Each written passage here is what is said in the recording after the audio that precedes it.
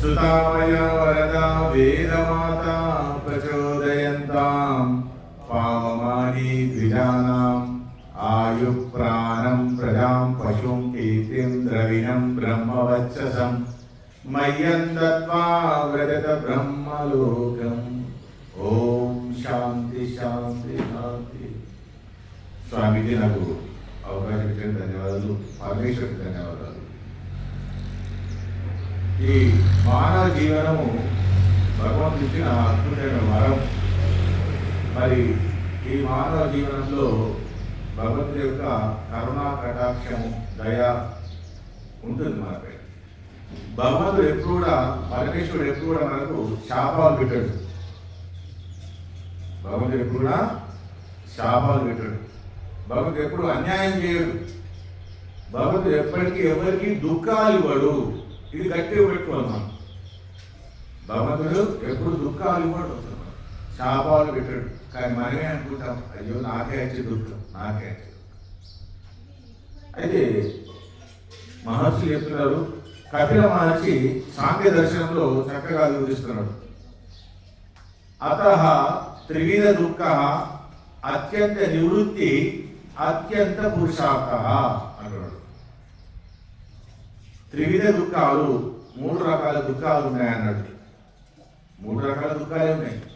ఎందుకంటే మూడుతో మన జీవనం ముడిపడి ఉంది। చూడండి, కాలాలు మూడు, వర్షాకాలం, చలికాలం, ఎండాకాలం అని। అట్లాగే మరొక కాలం ఉంది, వర్తమాన కాలం, భూతకాలం, భవిష్యత్ కాలం అని। అట్లాగే ఓంకారంలో మూడు అక్షరాలు ఉన్నాయి, ఆ ఊ మా అని। లోకాలు మూడు, జీవలోకము, సూర్యలోకము, మన అంతరిక్షం, మూడు లోకాలు। అట్లే మూడు అగ్నిలు ఉన్నాయి, సూర్యుని యొక్క అగ్ని, యజ్ఞం యొక్క అగ్ని, మన లోపల జఠరాగ్ని, అన్ని మూడే చూడండి। మూడు సముద్రాలు కలిసి త్రిమూర్తులు ఉన్నారు, బ్రహ్మ విష్ణు మహేశ్వరుడు। ఈ మూడుతోనే ముడిపడుతుంది మన జీవనం। అందుకోసమే సాంఖ్య దర్శనంలో కపిల మహర్షి చక్కగా చెప్పాడు, అతః త్రివిధ దుఃఖ, మూడు రకాల దుఃఖాలు ఉన్నాయి, ఆ దుఃఖాల నుంచి తరింపబడాలి మీరు అంటే నన్ను ఆశ్రయించండి అని చెప్తున్నాడు। నన్ను అంటే భగవంతుని ఆశ్రయించాలి। ఎవరైతే దుఃఖాలను దూరం చేస్తారో అతన్ని మనం ఆశ్రయించాలి। దుఃఖాలు కలిగిన వాళ్ళని పోయి నాకు దుఃఖం దూరం చేయాలంటే చేయలేడు, అతనే దుఃఖాలు ఉన్నాయి। కాబట్టి భగవంతుని దగ్గర దుఃఖం లేదు, అంత సుఖమే, అంత ఆనందమయమే, పట్టి ఆనందం కాదు, బ్రహ్మానందమయం ఉంది భగవంతుని వద్ద। కాబట్టి ఆ దుఃఖాలు ఏంటి తెలుసుకుందాం। మూడు రకాల దుఃఖాలు। దానికంటే ముందు మనం ఇప్పుడు ఇక్కడ వింటున్నాం, ప్రవచనం వింటున్నాం, స్వామీజీ చాలా చక్కగా వివరాలు చెప్పాడు యజ్ఞం గురించి, స్వస్తి వాచనం గురించి, శాంతికరణం గురించి, అథర్వవేద మంత్రాల గురించి చెప్పాడు, విన్నాము। దీన్ని ఏమంటారు? ఆధ్యాత్మిక ప్రవచనం అంటారు। అట్లాగే బయట కూడా గుడుల లోపల, మందిరాల లోపల పెద్ద పెద్ద సత్సంగాలు అయినప్పుడు ఆధ్యాత్మిక ప్రసంగాలు, ఆధ్యాత్మిక ప్రవచనాలు అని చెప్తారు। ఆధ్యాత్మిక ప్రవచనాలే ఎందుకు అన్నారంటే ఒక దుఃఖము, ఆధ్యాత్మిక దుఃఖం ఉంది కాబట్టి ఆధ్యాత్మిక దుఃఖాలను దూరం చేసుకోవడానికి ఆధ్యాత్మిక ప్రవచనాలు వినాలి, ఇలాంటి ఆధ్యాత్మిక కార్యక్రమాలు పాల్గొనాలి। అయితే ఆధ్యాత్మిక దుఃఖం దూరం అవుతుంది। మరి ఏంటి ఆధ్యాత్మిక దుఃఖం అంటే? మనకు మనమే చేసుకునే దుఃఖం, మనకు మనమే తెచ్చుకునే దుఃఖం, మనకు మనమే కొని తెచ్చుకునే దుఃఖం, ఇది ఆధ్యాత్మిక దుఃఖం। మరి ఎట్లా మనం తెలుసుకోవాలి? చూడండి, ఒక ఉదాహరణ చెప్తాను చూడండి। మనకు శుద్ధమైన ఆహారం తినాలని చెప్పింది వేదం, మనం ఏం చేస్తున్నాము? అశుద్ధమైన ఆహారం తింటున్నాం, ఫ్రిడ్జ్లో పెట్టిన పదార్థాలు తినడం, అదేంటి కారీలు, టోసులు అని అంటున్నాడు, బాంబే కారీలు, టోసులు అంటాడు, అవి కూడా దుఃఖం ఇచ్చేటి అవన్నీ। తర్వాత ఆవకాయ పచ్చళ్ళు, ఎప్పుడో పెట్టిన ఆవకాయ పచ్చళ్ళు ఇంకా తింటేనే అంటాం, తింటే దుఃఖం వస్తుంది అంటే రోగం వస్తుంది। రోగం వచ్చినట్టే నరకం, దుఃఖమే కదా, రోగం వచ్చినట్టు నరకం అంటే దుఃఖమే। మరి ఏం చేస్తున్నాం? మనం కొని తెచ్చుకుంటున్నాం, ఆలస్యంగా నిద్ర లేవడం, ఆలస్యంగా పడుకోవడం, ఇవన్నీ దుఃఖాలు ఎవరు చేస్తున్నది? భగవంతుడు ఇచ్చేదా? భగవంతుడు ఎప్పుడు న్యాయకారి, దయాళుడు। ఏం చేసాడు? మానవులారా 7 గంటల లోపల రాత్రి 7 గంటలు భోజనం చేయండి, ఆ తర్వాత 9 గంటలకు మంచి నిద్రపోండి అని చెప్పాడు। కానీ ఈ లోకం ఏం జరుగుతుంది? 11, 12 దాకా భోజనం చేయడం లేదు, పడుకోవడం, పొద్దున లేట్గా చేస్తాడు. దుఃఖం ఎవరిచ్చింది? ఇప్పుడు భగవంతుడే ఎప్పుడు దుఃఖం ఇవ్వడు, సుఖం ఇస్తాడు. అందుకోసమే సుఖ స్వరూపుడు. భూర్భువస్వ అన్నం చూడండి. భూ ప్రాణాధారుడు, భువః దుఃఖాలను దూరం చేసేవాడు, స్వహ సుఖాన్ని మాత్రమే ఇచ్చేవాడు భగవంతుడు. మనమేమో కొని తెచ్చుకుంటున్నాం. అట్లాగే ఫ్రిడ్జ్లో వస్తువులు పెట్టుకొని తినడం దుఃఖానికి కారణం అవుతుంది. అల్లిమైన పాత్రలు వండుకొని తినడం దుఃఖానికి కారణం అవుతుంది. చూడండి, దుఃఖాలు ఎవరు తెచ్చుకుంటున్నారు? మనమే తెచ్చుకుంటాం. వీటి నుంచి మనం తరింపబడాలి, వీటిని దూరం చేసుకోవాలి. అయితే మనం తరింపబడతాం, లేకుంటే దుఃఖాల బారిన పడతాం, నరకం బారిన పడతాం. సుఖం అనేది ఉండదు, ఆనందం అసలే ఉంటుంది. కాబట్టి మన శరీరం సంబంధించిన దుఃఖాలు రాకూడదంటే ఆధ్యాత్మికతతో తెలుసుకొని మనం ప్రవర్తించే కనుక ఆ దుఃఖాల నుంచి మనము విడిపోతాం. అప్పుడు మన జీవనం సుఖమైపోతుంది. ఇంకా శరీరానికి చాలా చేటు చేసే ప్రయత్నం చేస్తాం. మెత్తడి పరుపుల్లో పడుకోవడం దుఃఖం, మెత్తడి సోఫాల్లో కూర్చోవడం దుఃఖం, ఏసీ పెట్టుకోవడం దుఃఖం.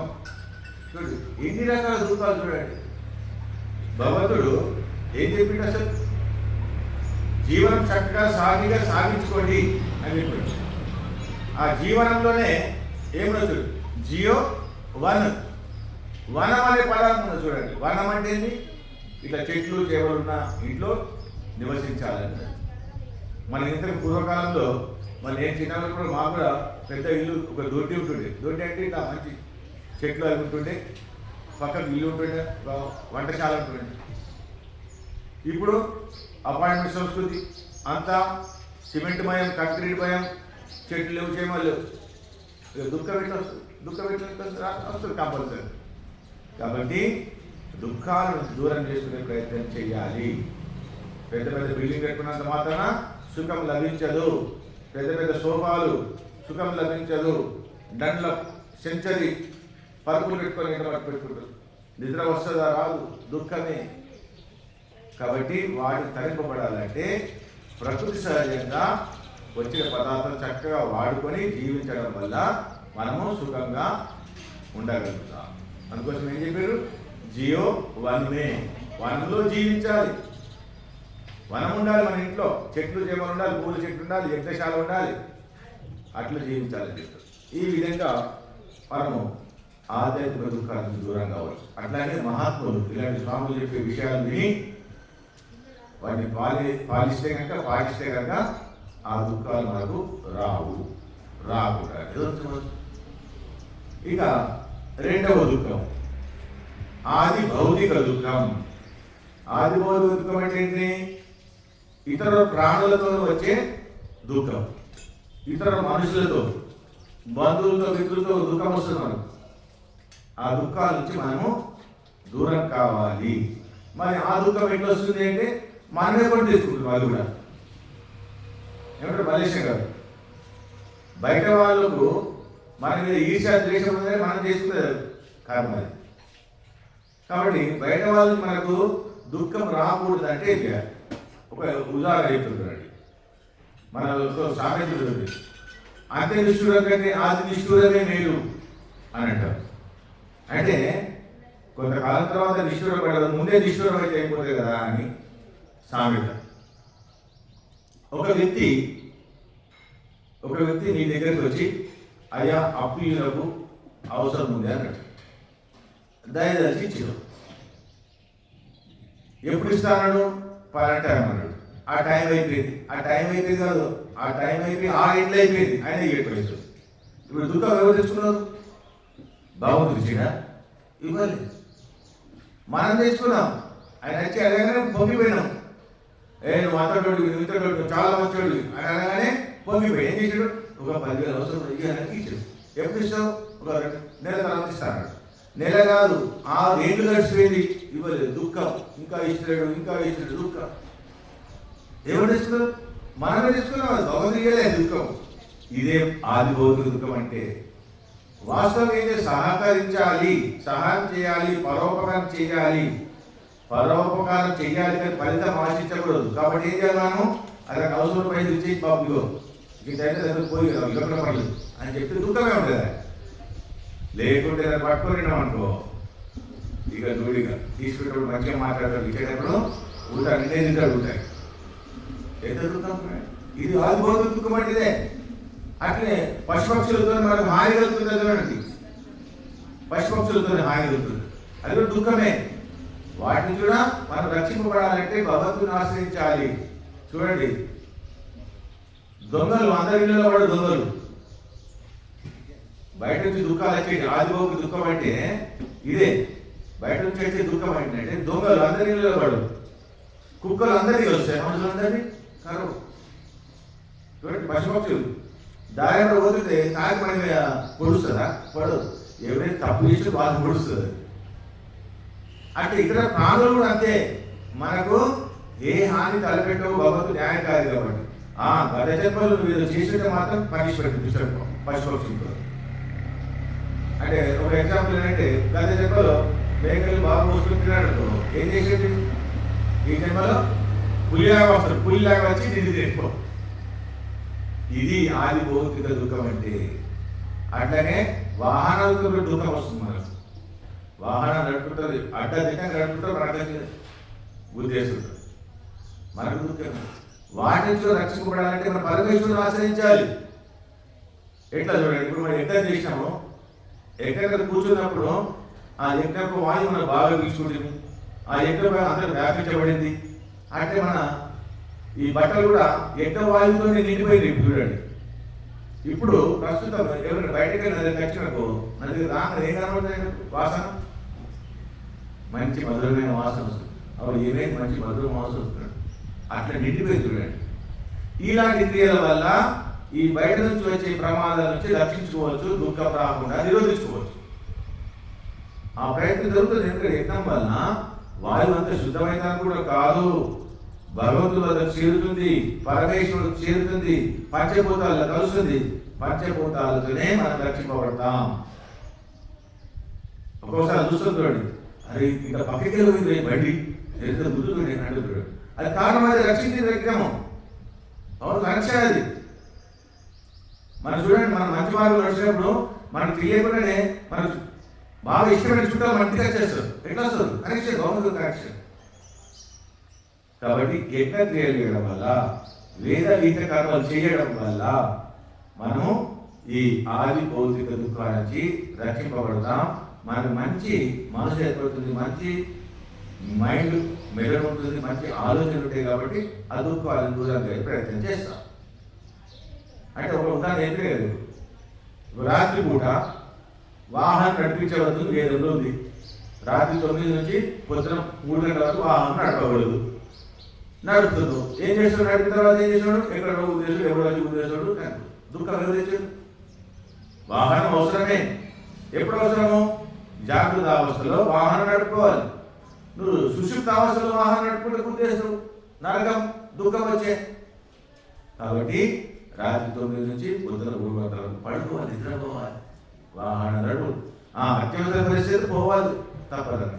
కానీ రోజు పోతే దుఃఖాలు తెచ్చుకుంటున్నాం. ఇదే ఆది భౌతిక దుఃఖాన్ని దూరం కావాలంటే ఇది మనం తెలుసుకోవాలి. ఈ జ్ఞానం మనకు తెలియాలంటే ఇలాంటి సత్సంగాల్లో పాల్గొనాలి. ఇంకా చూడండి, మూడవ దుఃఖం చెప్పండి. మూడవ దుఃఖం ఏంటిది? ఆది దైవిక దుఃఖం. దేవుడి ద్వారా, పరమేశ్వరుడు ద్వారా వచ్చే దుఃఖాలు. కానీ మనం మొదట ఏమనుకున్నాం? పరమేశ్వరుడు న్యాయకారి, దయాళువు, కరుణ గలవాడు అని అనుకుంటు. ఇప్పుడేమో పరమేశ్వరుడు ద్వారా దుఃఖాలు వస్తాయంటే అది కూడా మనమే తెచ్చుకున్నట్లే. పరమేశ్వరుడు దుఃఖాలు ఇవ్వడు, శాపాలు పెట్టాడు, రోగం ఇవ్వడు, అశాంతిని ఇవ్వడు, మనమే చేసుకుంటాం. మరి ఆ పరమేశ్వరుడు ద్వారా ఈ సృష్టి నడవబడుతుంది.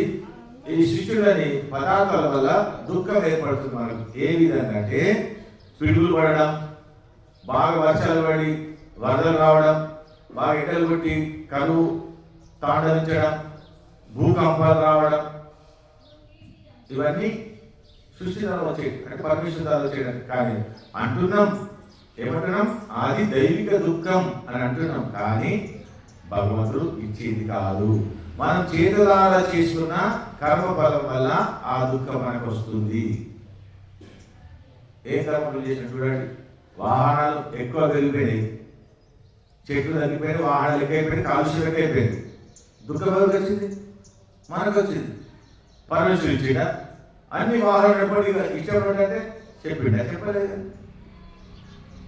దుఃఖం వచ్చిన కారణం అది. రాముడి కాలంలో కూడా వాహనాలు ఉండేవి, కానీ అప్పుడు ఆ కాలంలో ఎక్కువ అశ్వరథాలు ఉండేవి. అశ్వరథాలు, గుర్రపు రథాలు ఉండేవి, ఎడ్ల బండ్లు ఉండేవి, గుర్ర బండ్లు ఉండేవి, ఈ విధంగా ఉండేవి. వాహనాలు ఉండే, రాకెట్లు కూడా అప్పుడు కూడా, కానీ కాలుష్యం అయితేనే నిదానంగా ఎవరు వాడుకుని వాళ్ళు మాత్రమే వాడుకునేవారు. ఇప్పుడు ఎవరైనా వాహనం కొట్టుకుని నడిపిస్తే ఈ విధంగా బయట నుంచి వచ్చిన దుఃఖాలను గుర్తు తెచ్చుకుంటున్నాం. ఏ విధంగా అది భగవద్గీత అనుకుంటున్నాము, కానీ కాదు, అది ఆది దైవిక దుఃఖం కానే కాదు, మనకు మనమే తెచ్చుకుంటున్నాం. అవి కూడా ఒక ఉదాహరణ చెప్తున్నాండి. ఏమయ్యా, మరి పిడుగులు పడుతున్నాయి, పిడుగులు పడితే మా ప్రాణ నష్టం జరుగుతుంది, పంట నాశనం అవుతుంది, ఇల్లు ఊడిపోతుంది, కాలిపోతుంది పిడుగు పడితే. మరి భగవంతుడు పిడుగులు ఇచ్చాడు మనకు, వర్షకాలం పిడుగులు పట్టే కదా మనకి ఇచ్చాడు, భగవంతుడు ఇవ్వలే. అది కూడా మన దేశం పొరపాటు వల్లనే అవుతుంది. మనం అనుకుంటున్నాం అది ఆది దైవిక దుఃఖం అనుకుంటున్నాం, కానీ అది కూడా ఎట్లా ప్రాప్తించిందంటే మన వ్యవహారం వల్ల. ఒకవేళ పిడుగులు అవసరం అనుకుంటే భగవంతుడు ఏం చేస్తుండే? రోజు పిడుగు పడుతుండే, పడతలేదు కదా. వర్షాకాలము అది మేఘాలు ఢీకొన్నప్పుడు వస్తుంది, పడుతుంది. కారణం ఏంటిది? రెండు మేఘాలు ఢీకొనడం వల్ల విద్యుత్ ఉత్పత్తి అయి అది పిడుగులా పడవచ్చు, కింద పడుతుంది. కింద పడగానే అడుగున మనిషి నష్టపోతున్నాడు, భస్మం అయిపోతున్నాడు. మరి కారణం ఏంటిది? కాలుష్యం, విపరీతమైన కాలుష్యం. వాటి వల్లనే మేఘాలు రెండు ఢీకొని ఆ పిడుగు పడి మనకు నష్టం కలుగుతుంది. అట్లా మరి భూకంపాలు వస్తున్నాయి, ఎట్లా వస్తున్నాయి? యజ్ఞ యాగాలు చేయకపోతే భూకంపాలు వస్తున్నాయి. మనం అనుకుంటున్నాం అయ్యో భగవంతుడు ఇట్లా భూమి మంచి తిరుగుతుంటే ఇట్లా కదిలించేడు, భూకంపాలు అన్ని పడిపోయినాయి, ఇటు పడిపోయినాయి, ప్రజలు చనిపోయిన అనుకుంటున్నాం. కానీ కాదు, మనం చేసుకున్నది. ఎక్కడైతే యజ్ఞాలు తగ్గవో అక్కడ భూకంపాలు వస్తాయి. మరి ఎక్కడైతే యజ్ఞాలు చేయరో అక్కడ భగవంతుడు యజ్ఞం కూడా చేస్తాడు. పోయిన సంవత్సరం ఆస్ట్రేలియా అడవులు మొత్తం కాలిపోయింది, లక్షల ఎకరాల అడవి మొత్తం కాలిపోయింది. ఎట్లా కాలిపోయింది అంటే ఎవరు అడ్డు పెట్టలే, దాన్నే మన భాషలో కార్చిచ్చు అంటారు. అట్లాగే 3 ఏళ్ళకోసారి 4 ఏళ్ళకోసారి తిరుమలలో తిరుపతిలో కూడా అడవి కాలిపోతూ ఉంటుంది. మరి 2 సంవత్సరాల కాలింది అక్కడ కూడా. అట్లాగే ఇతర అమెరికా లాంటి దేశాలు, ఇంకా ఇతర స్విట్జర్లాండ్ దేశాలు, ఎక్కడైనా సరే యజ్ఞం చేయకుంటే నేను చేసిన మానవులారా అని చెప్పేసి భగవంతుడు అడవి మొత్తం కాలవేస్తాడు. పోయిన సంవత్సరం ఇక్కడ అడవి మొత్తం నాశనం అయిపోయింది. ఎక్కడ? మేడారం జాతర ఉంది కదా, మేడారం దగ్గర ఆ సమ్మక్క సారం దగ్గర అడవి మొత్తం అడవి మొత్తం చెట్లన్నీ పడిపోయి మొత్తం పనికిరాదు, లక్షల చెట్లన్నీ నాశనం అయిపోయింది. ఎవరు చేసింది? మనం చేసుకున్న కర్మం వల్ల జరిగింది. చూడండి, కొన్ని లక్షల టన్నుల చెత్త పేరుపోయింది కదా మన జాతర అయింది. ఎంత? లక్షల టన్నుల చెత్త పేరుపోయింది. ప్లాస్టిక్ వస్తువులు, ఇతర బట్టలు, చెప్పులు, అవి అన్ని పడేసిపోయి లక్షల టన్నులు. అది అడవికి పోయి మరి నువ్వేం చేసావు? ప్లాస్టిక్ వస్తువులు అవన్నీ పడేసావు. మళ్ళీ అది స్వీకరించి ఏం చేయాలి? ఎక్కడొక్కడ పాత పెట్టాలి, మళ్ళీ అక్కడ భూమి నాశనం జరుగుతుంది. అలాంటిదే జరిగితే అడవి నాశనం కాదా? యజ్ఞం యాగాలు చేయాలి. అక్కడ జరిగిందా? యజ్ఞాలు యాగాలు జరగలే. విపరీతమైన జనం, విపరీతంగా వస్తువులు వాడడం, ఇంకా అది వస్తువులు వాడడం ఇంకా విపరీతమైనది. ఏది? మందు విందు అవేనండి. ఎవరైనా యజ్ఞం చేసి అనుకున్నా అడవంతా నాశనం చేసిండ్రు. ప్లాస్టిక్ వస్తువులు లక్షల టన్నులు వాడడం, చెత్త పడేసిండు. ఒక్కరు కూడా యజ్ఞం చేయలేదు. పాపాత్ములు ఎవరు? అక్కడ వెళ్ళదు పాపాత్ములే, పుణ్యమనేసి మొత్తం కాలుష్యం అయిపోయారు. కాబట్టి ఆది దైవిక దుఃఖము రావడానికి కారణము మనమే, మన చేతులారా చేసుకున్నాము. కాబట్టి ఈ 3 దుఃఖాలను దూరం చేసుకోవాలంటే, రావద్దు అంటే, నరకం మనకు వద్దు అనుకుంటే, స్వర్గం కావాలనుకుంటే భగవంతుని మాత్రమే ఆశ్రయించాలి. ఆ తర్వాత ఇక యజ్ఞాలు చేయాలి. యజ్ఞాలు చేస్తారు కానీ మేము ఇద్దరం భార్య రోజు యజ్ఞం చేస్తాం. మా ఇంట్లో 27 సంవత్సరాలు అయిపోయి ఇప్పటికి. యజ్ఞం చేస్తే రక్షిస్తుంది. అందులో ఏమంటారు, యజ్ఞం వయసు చేసే కర్మ. యజ్ఞం తిరుగుతుంది, భూకంపాలు రావు. యజ్ఞం చేసినాక భూకంపాలు రావు. చూడండి, గమనించండి, ఇక్కడ భూకంపాలు వచ్చారు. అంత పవిత్రమైన కార్యం. యజ్ఞం చేస్తే రోగాలు రావు, ఆనందంగా జీవించవచ్చు. యజ్ఞం చేస్తే శత్రువులు దూరం అయిపోతారు. అంతేకాదు, యజ్ఞం చేస్తే పాపాత్ములు దూరం అయిపోతారు. దూరం అవుతారు అంటే చనిపోవడం కాదు. అంత పవిత్రమైన కార్యం. స్నానం చేస్తే మన శరీరం శుద్ధి అవుతుంది, కానీ యజ్ఞం చేస్తే మన ఇంట్లో మన అందరూ శుద్ధం అయిపోతాం ఆ వాయువు పీల్చుకోవడం వల్ల.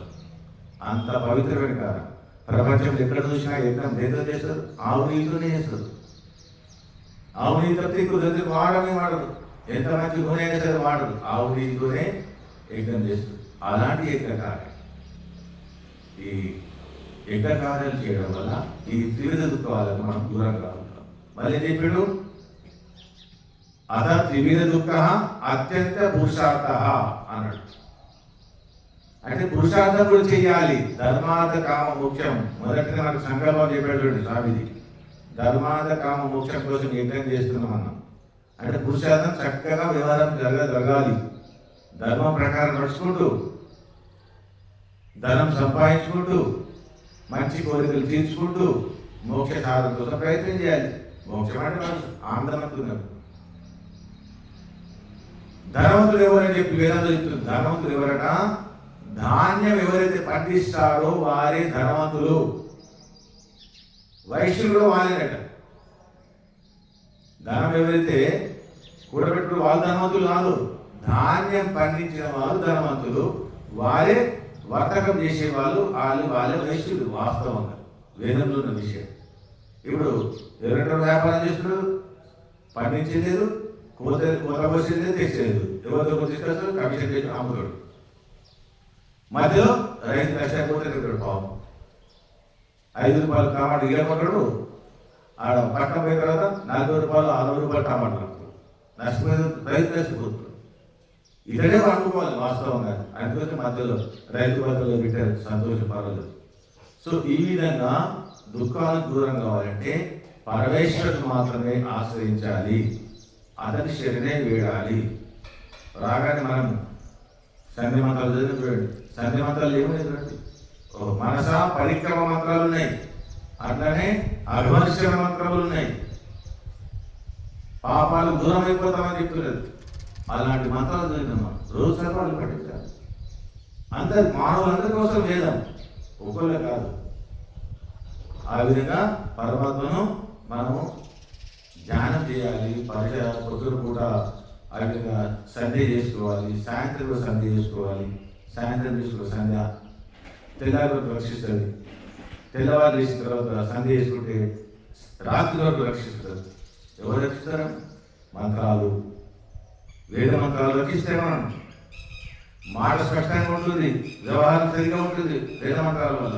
అట్లాగే మనం ఆదర్శంగా చూస్తాం, మనను గుర్తిస్తారు. ఓహో వీళ్ళు యజ్ఞం చేస్తారు వేద మంత్రాలు అని కొంచెం భయభక్తితో ఉంటారు. అలాంటి యజ్ఞ కార్యంలో మనం పాల్గొన్నాం. ఈరోజు అధర్వేద పారాయణం చేస్తూ ఈ యజ్ఞం ఇలాంటి మంచి కార్యక్రమాలు పాల్గొనడానికి మాకు పరమేశ్వరుడు సమయం ఇచ్చాడు. అట్లాగే ఇక్కడ తర్వాత మాకు కూడా యజ్ఞంలో పాల్గొనే అవకాశం కల్పించారు. అందరికీ స్వామికి ధన్యవాదాలు అర్పిస్తూ ఓం శివం.